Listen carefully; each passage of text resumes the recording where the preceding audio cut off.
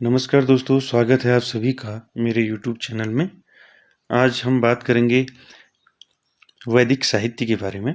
तो ये एक टॉपिक है आपका भारत का इतिहास में। तो वैदिक साहित्य के बारे में जानने से पहले तो वैदिक साहित्य में आपके वेद, पुराण, वेदांग, स्मृति जो आते हैं, इनके बारे में आज हम वीडियो में देखेंगे। और साथ ही में मैं एक चीज़ और आपको बता देता हूँ कि वैदिक साहित्य के बारे में पढ़ने से पहले हम जो है वैदिक सभ्यता के बारे में दो चीज़ें आपको बता देता हूँ मैं वैदिक साहित्य के बारे में। तो वैदिक साहित्य जो है अ, वैदिक साहित्य और वैदिक सभ्यता, यानी कि वैदिक सभ्यता में क्या-क्या चीज़ें आती हैं, वो एक बार देख लें आप।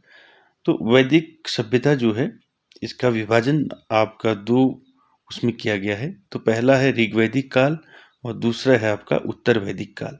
तो वैदिक सभ्यता को 2 भागों में बाँटा है यहाँ पर, ऋग्वैदिक काल और उत्तर वैदिक काल।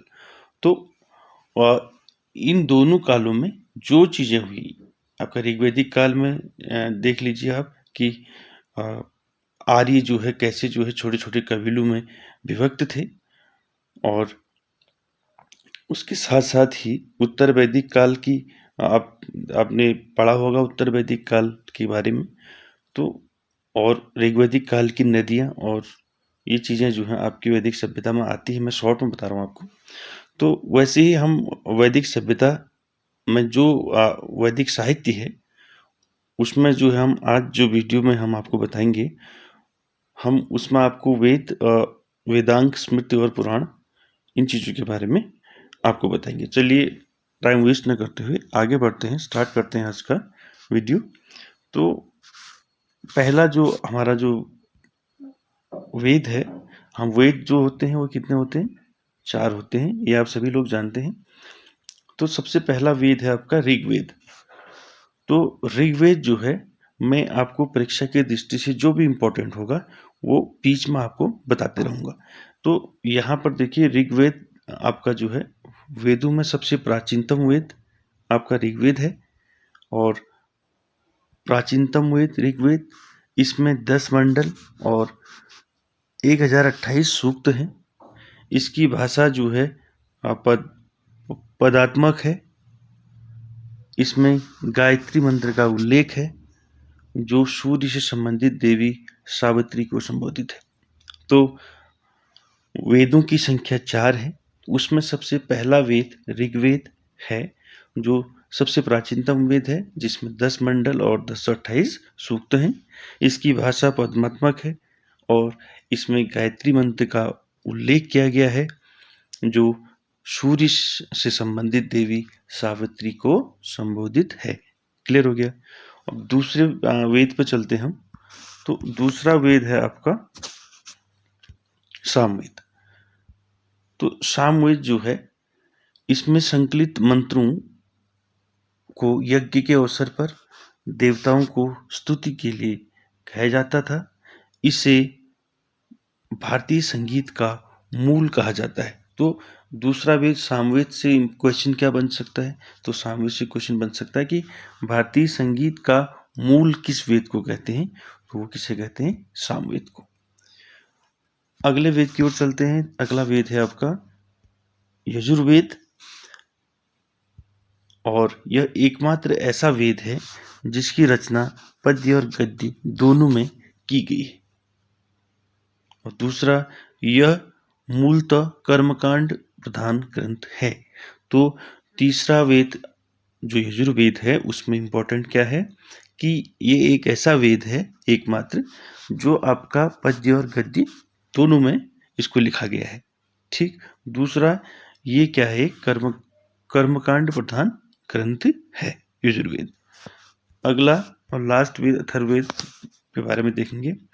तो अथर्ववेद, इसमें ब्रह्म ज्ञान, औषधि प्रयोग, रोग निवारण और जंत्र तंत्र, टोना टोटका आदि का वर्णन है।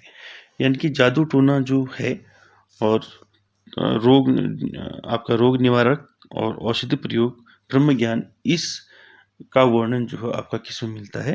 अथर्ववेद में मिलता है। ठीक। और साथ ही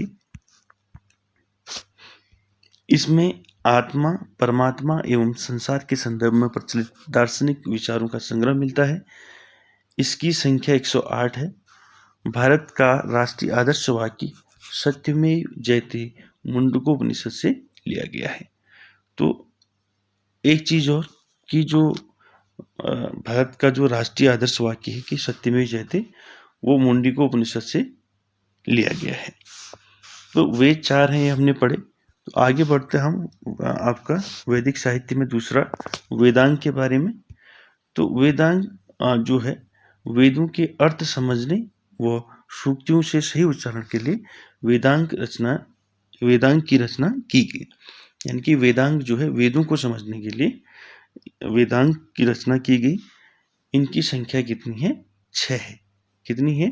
6। वेदांग कितने हैं आपके?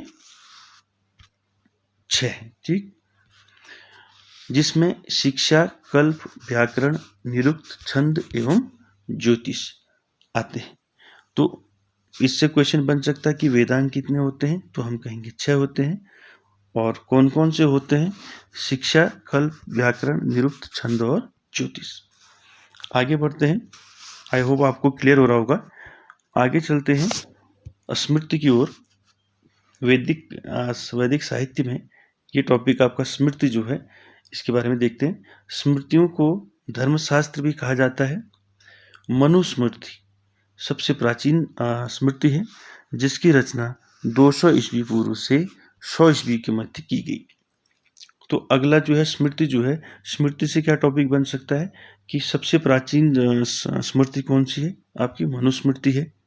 रचना कब हुई स्मृति इसकी? 200 ईस्वी पूर्व से 100 ईस्वी के बीच में इसका जो है इसकी रचना की गई। तो स्मृति के बाद चलते हैं हम पुराण में। तो पुराणों की संख्या कितनी है? 18 है। सर्वाधिक प्राचीन एवं प्रमाणिक पुराण जो है कौन सा है? मत्स्य पुराण है। इसमें विष्णु के 10 अवतारों का उल्लेख है।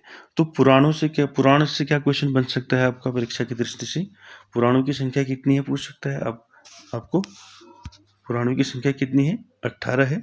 ठीक, और कितनी है पुराणों की संख्या? 18।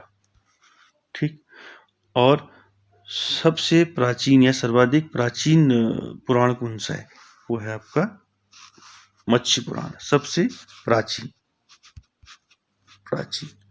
ठीक, इसमें विष्णु के 10 अवतारों का उल्लेख है। या पूछ सकते हैं कि मत्स्य पुराण जो सबसे प्राचीन पुराण है उसमें किसका उल्लेख किया गया है?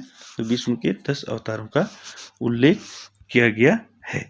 तो दोस्तों ये था आपका आज का एक छोटा सा टॉपिक जो वैदिक साहित्य है। उसमें जो शॉर्ट में जो आपको परीक्षा की दृष्टि से पूछ सकता है, तो वो चीज़ें मैं आपको बताई कि परीक्षा की दृष्टि से इनमें से क्या पूछ सकता है। तो जो आने वाले एग्जाम में आपके लिए बेनिफिट आपको देगा। तो वीडियो अच्छा लगे तो लाइक, शेयर, कमेंट ज़रूर कीजिएगा। Thank you very much.